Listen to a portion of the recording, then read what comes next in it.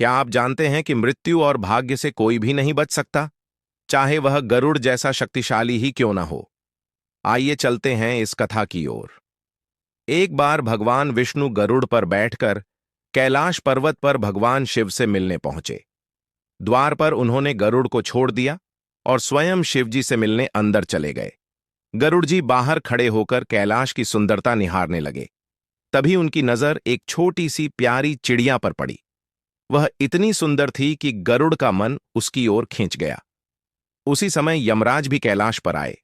उन्होंने उस चिड़िया को देखा और हल्की सी मुस्कान दी। यह देखकर गरुड़ को बड़ा आश्चर्य हुआ। उन्होंने सोचा, यमराज ऐसे क्यों मुस्कुरा रहे हैं? अवश्य ही कोई राज है।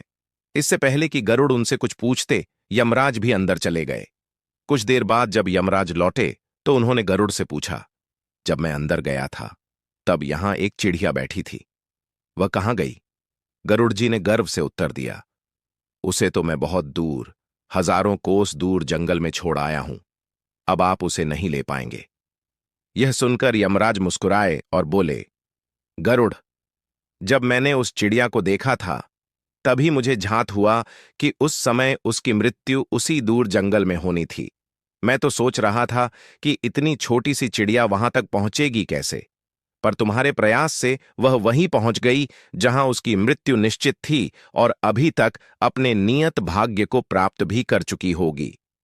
ये सुनकर गरुड़ समझ गए कि मृत्यु और भाग्य से कोई नहीं बच सकता, चाहे कितनी भी कोशिश क्यों न कर ली जाए। इसीलिए श्री कृष्ण कहते हैं, तू वही करता है जो तू चाहता है, पर होता वही है जो मैं चाहता हूं। यदि तू कर वही जो मैं चाहता हूं तो होगा वही जो तू चाहता है। जय श्री राधे कृष्ण।